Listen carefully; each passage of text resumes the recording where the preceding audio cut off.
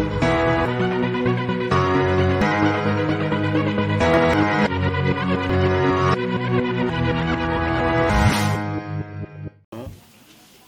Gamou annuel de Tivaouane. Je commencerai mon propos par présenter mes ziars à notre vénéré guide Serigne Babacar Sy Mansour et prier Dieu pour qu'il lui accorde une longue vie devant la Oumma islamique. Saluer et remercier la délégation ici présente, conduite par Serigne Habib Sy Mansour, accompagné aussi à sa droite par Serigne Moustapha Sy Al Amin et d'autres éminences qui sont ici présents, sans oublier Monsieur le Président du comité d'organisation appelé COSCAS et l'ensemble des présidents de commission ici présents. Ce CRD est organisé à la suite d'un CDD qui s'était tenu à Tivaouane le 2 août sous la présidence de Monsieur le Préfet du département, accompagné des autres chefs de service départementaux.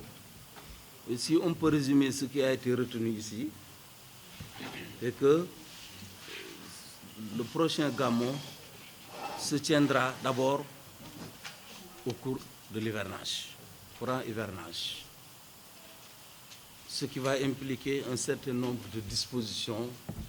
d'ordre pratique pour lutter éventuellement contre les inondations en cas de forte pluie, mais également pour prévenir tout ce qui est forme de maladie et forme donc d'autres insectes, en tout cas pouvant un peu anéantir les efforts déployés pour une bonne organisation. Ce Gamou aussi, la prochaine édition, se tiendra aussi dans un contexte particulier qui mérite des dispositions particulières pour prendre en charge le volet sécuritaire. Nous venons donc de sortir de périodes plus ou moins mouvementées pour le Sénégal et nous tiendrons compte de ce contexte, je l'ai dit tout à l'heure. C'est pourquoi ce Gamou sera placé vraiment sous une sécurité renforcée. C'est pourquoi tout à l'heure, les forces de défense et de sécurité se sont engagées pour mieux renforcer la sécurité le long des axes routiers qui mènent vers Tivaouane, mais également pour renforcer la sécurité à l'intérieur même de Tivaouane, en mettant l'accent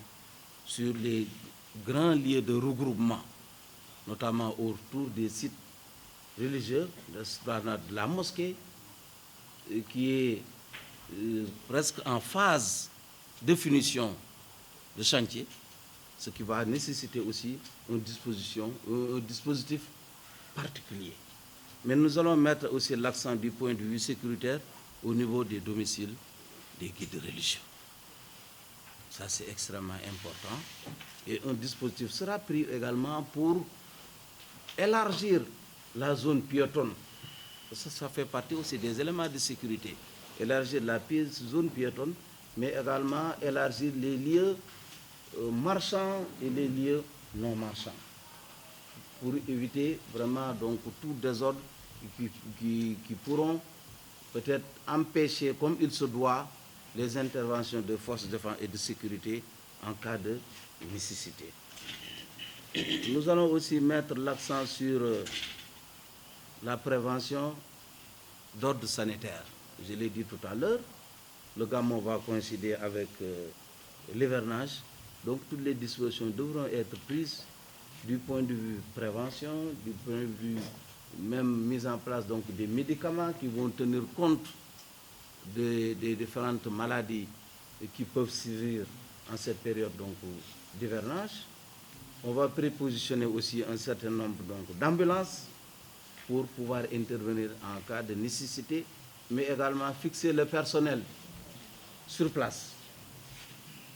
Et tout cela, ce sera sous la coordination du médecin-chef de région qui sera aidé par le médecin-chef du district. Il y aura aussi les aspects hygiène, désinsectisation, désinfection, contrôle aussi des denrées alimentaires, contrôle de l'eau de boisson, mais également contrôle des camions de vidange, entre autres actions liées à l'hygiène. Il y aura aussi un dispositif du point de vue approvisionnement en eau potable. Là aussi, les engagements ont été pris à la suite des expressions de besoins, mais l'essentiel, c'est, je l'ai dit tout à l'heure, c'est de ne plus vivre ce qu'on avait vécu l'année dernière en matière de pénurie d'eau. Le service de CNO s'est engagé tout à l'heure et il sera question de brancher 3 forages, 3 nouveaux forages et un château d'eau sur le réseau. À défaut de mettre l'accent sur le transfert d'eau à partir de Keur Momar Sarr. Mais dans tous les cas, tout ce dispositif sera renforcé par des populations, surtout des usagers, concernant la traversée de train à l'intérieur de Tivaouane. Le reste est lié aussi au dispositif pour un approvisionnement correct en denrées de première nécessité, notamment, ça c'est du ressort du service de commerce, mais aussi le contrôle de la viande et tout ce qui est denrées irrelatives, ça c'est du ressort de l'élevage. Et enfin aussi, l'accent sera mis sur la communication. On a dit tout à l'heure que l'année dernière, l'édition de l'année dernière, au moins il y avait 800 accréditations et le comité d'organisation a pris l'engagement pour mettre donc toute la presse qui sera accréditée dans de meilleures conditions d'exercice de son travail. Voilà de manière résumée, peut-être sans oublier aussi les dispositions qu'il faudra prendre pour éviter les pénuries alimentaires. Je crois que le service du commerce nous a rassurés tout à l'heure en disant que la seule denrée qui avait connu une pénurie au Sénégal, c'était l'oignon, et que depuis quelques jours, quand même, le Sénégal commence à recevoir des quantités importantes. Je crois que d'ici le Gamon, tout cela sera derrière nous. Voilà, mesdames et messieurs, de manière résumée, ce qui a été retenu lors de ce CRD, et tout ce qui sera fait ici au niveau régional le sera. Maintenant, les actions que nous ne pourrons pas régler seront portées à la très haute attention donc, des plus hautes autorités, et nous allons certainement vers l'organisation d'une réunion nationale à Dakar pour vraiment exposer tout cela à M. le ministre de l'Intérieur qui va nous appuyer pour vraiment régler tout ce qui ne pourra pas être réglé à notre niveau. Peut-être comme élément, il y a le problème des motos Jakarta.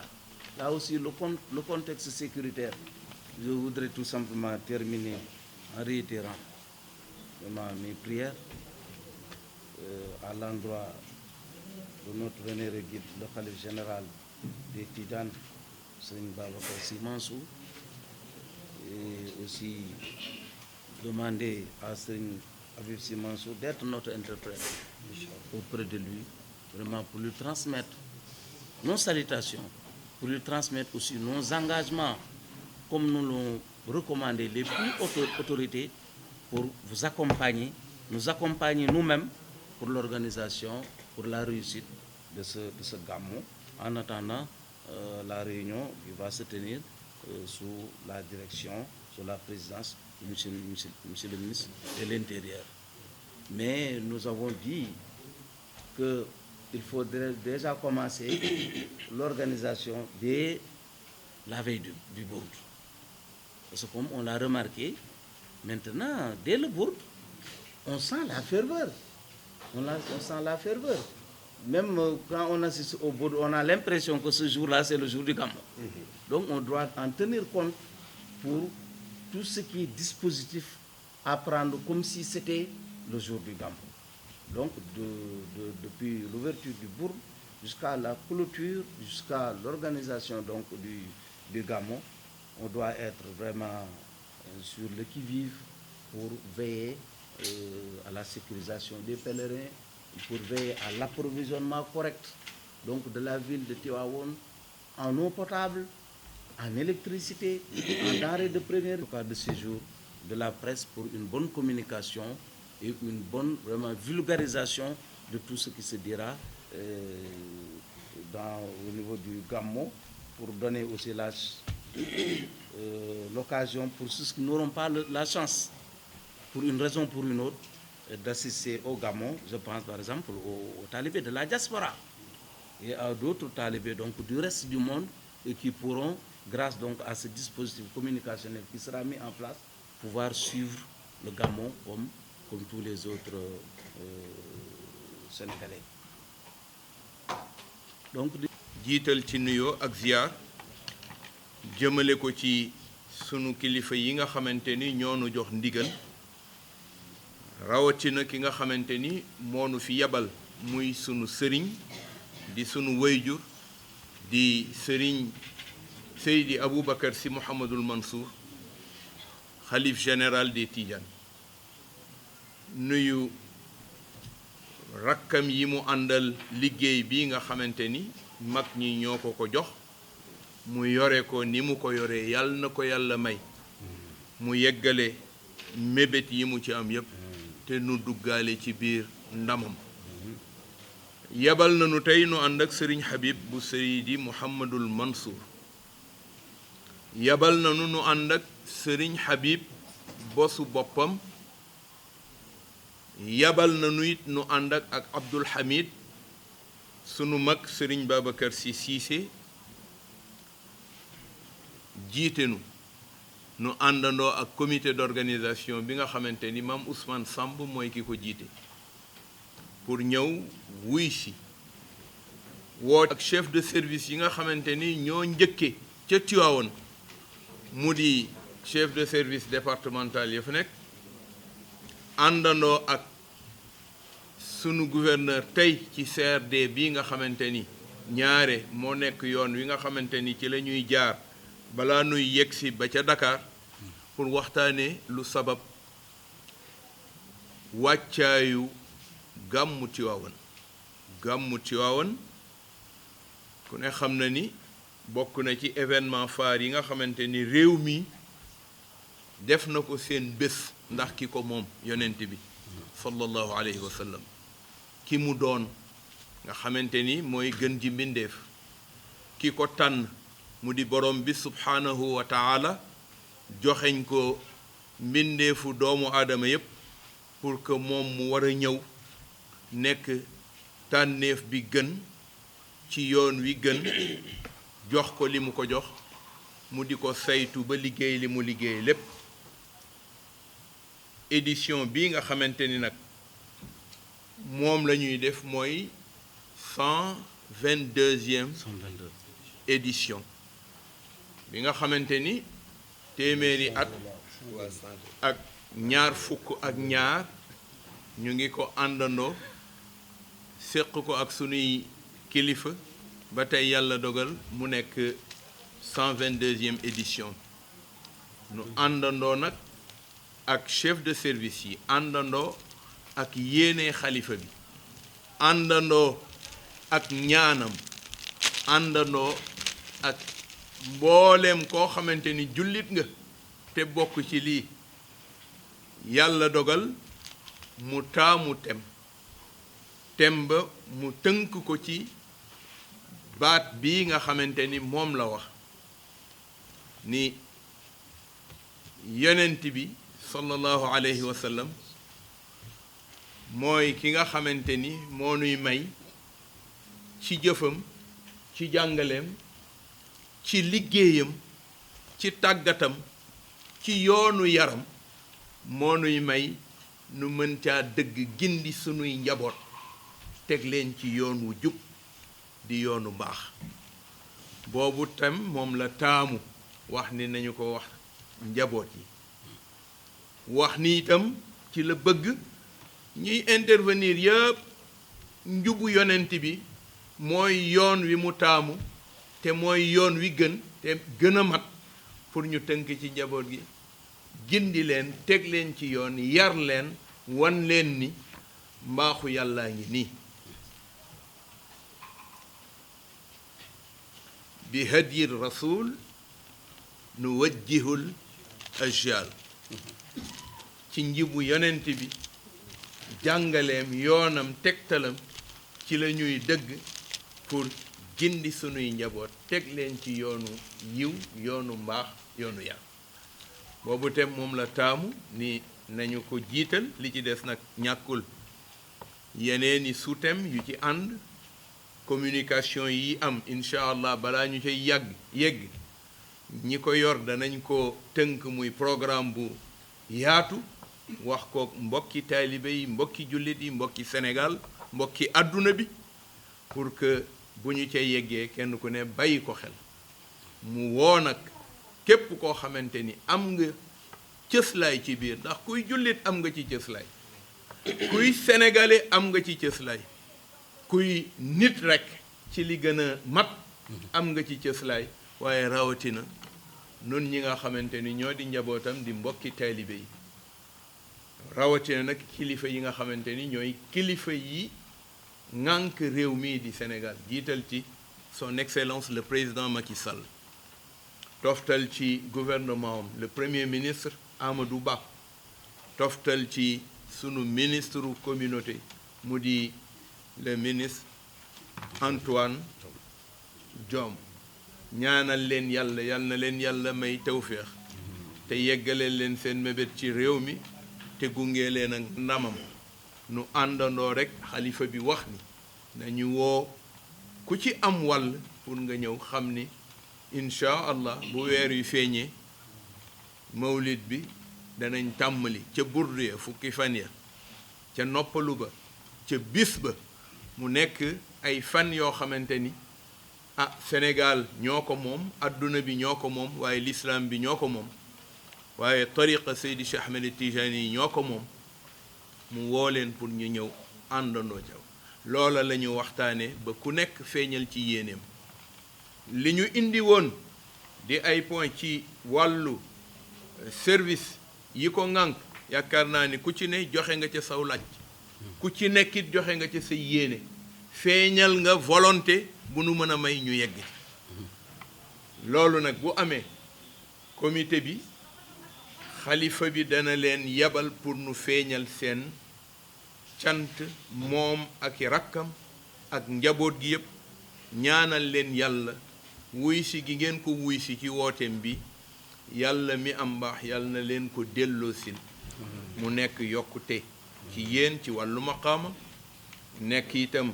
sutura bu sax ak yéen nekk wér la ci seeni njaboot yàlla jàppale leen ba li leen réew mi teg ngeen war ko tegoo taxawu ko yàlla defal leen ca ndam lu kawe seen jot lii daal mooy li mënul ñàkk nu wax ko ci yéene yi Sëriñ Habib du ñàkk sax dana ci dolli waaye lii la nuy dugal ci sunu dayoog njaboot ñaanal ko yàlla moom ak comité bi waaye ñaanal sunu ñaar ñii nga xamante ni ci région de Thiès muy le gouverneur ci département bu Tivaouane muy le préfet wax dëgg yàlla xalifa bi mu ngi feeñal mbégteem ci ñoom ndax lépp lu mu bëgg lépp lu ñu yëg ni bëgg-bëggam la def nañ ca ba def ca lu leen ca war ak lu leen warul nit nag bu defee li ko war ñu sant ko kon bu jéggee ca la ko war te waru ko woon war nañ koo gën a sant yal na yàlla fayal nu leen fayal leen xalifa bi te may leen tawfiqu yeggale seeni mébét te yokkute di ànd ak yéen ci seen yoon ba ila ma sha allah wassalaamu aleykum wa rahmatullahi taala wa barakaatu wa rahmatullahi taala wa barakaatu. Monsieur le gouverneur, monsieur le préfet, monsieur le maire, monsieur le président conseil d'administration, conseil départemental, chef de service yi fi daje ñu ngi leen di nuyu di leen ziyaara ñu ànd ak sunuy rakk di sunuy sang jiital ci sëriñ Moustapha Al Amin teg ci sunu turandoo Mouhamadul Habib si ibnu sëriñ Babacar Mansour teg ci sëriñ Abdul Hamid si ibnu sëriñ Abdul Aziz Al Amin ak sunu mag ji nga xam ni moom ñoo bokkoon jataay bi di sëriñ Babacar Cissé waaye ànd ko it sunu rakk di sunu jaam wala sunu sang di Moulay Abdul Aziz Diop ñu àndanteeg comité bi nga xam ni ñoo yor organisation bi te maam Ousmane Samb jiite leen di waa COSCAS ak bokk yi ci ànd yépp ni ko sëriñ Moustapha waxee noonu rek la amee sëriñ bi moo waxoon nañu ñëw fekk si leen comme nañ ko daan doxale na ngeen ko daan defe déglu leen bokk ak yéen liggéey bi ñu am ci satisfaction totale kontaan ci déroulement bi ak ni ngeen ko doxale depuis ca CDD ci Tivaouane ba tey ànd nga yabaloon préfet ñu ànd ak moom ci liggéey bi ba ñëw tey fekk si la liggéey bi rafet lool ñu ni daal sëriñ bi ni woon nañu insister gërëm leen sant leen ci ànd bi nga xam ni ñi ngi koy ànd ak yéen ci région bi ak département bi waaye sant leen it yóbbante leen cant ci ki nga xam ni tey moom la fi yàlla teg te mu waral lépp muy le président de la république ci taxawaayam ci Tivaouane waaye rawatina ci gàmmu gi sant it doomam di le premier ministre di monsieur Amadou Ba waaye sant it doomam xaritam di le ministre de l'intérieur Antoine Diome muy sunu frère di sunu lépp monsieur le gouverneur sëriñ bi dafa waxoon ni du deñ mukk yëkkati kàddu te massawul jamono yii ñi nga xam ni ñi ngi loru ci ay xat-xat rawatina accident yi nga xam ni am na fi ci ginnaaw boole ceeg mbëkk meeg gaal yeeg accident de route yeeg ak yeneen yu dul yooyu mu ñu ñaan yàlla ña ca loru dem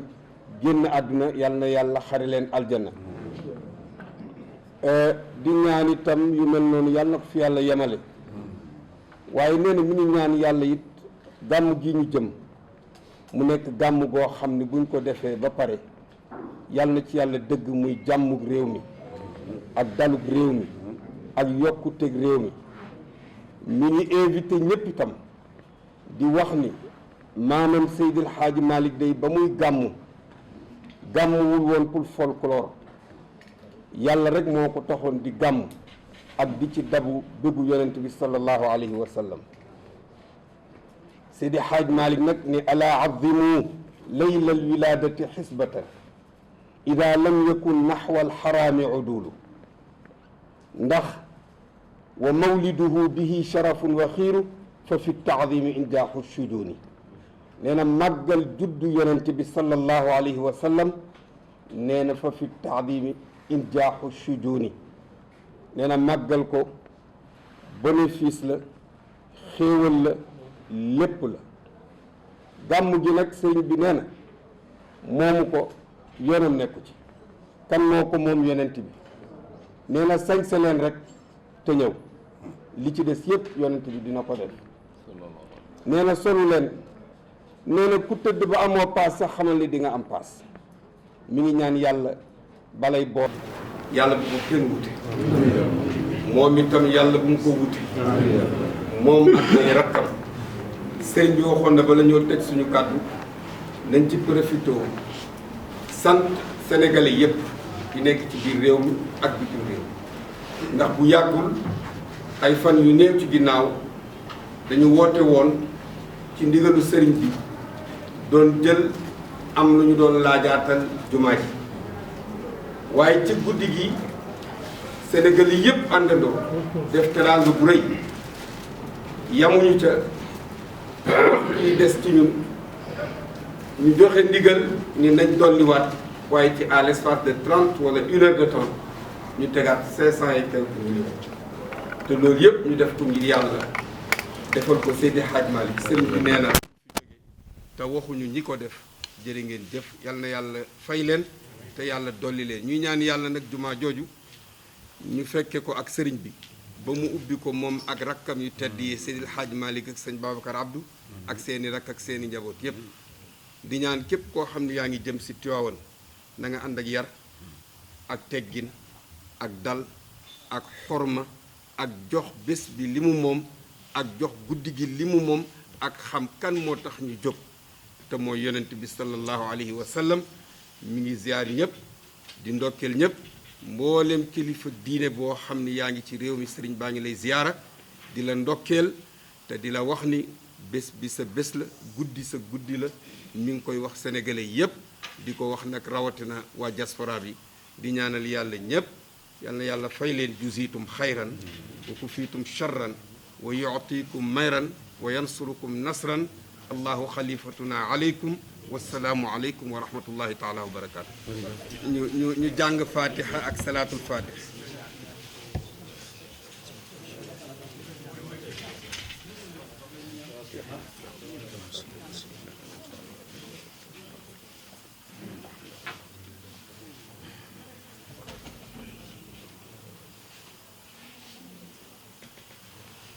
Amin.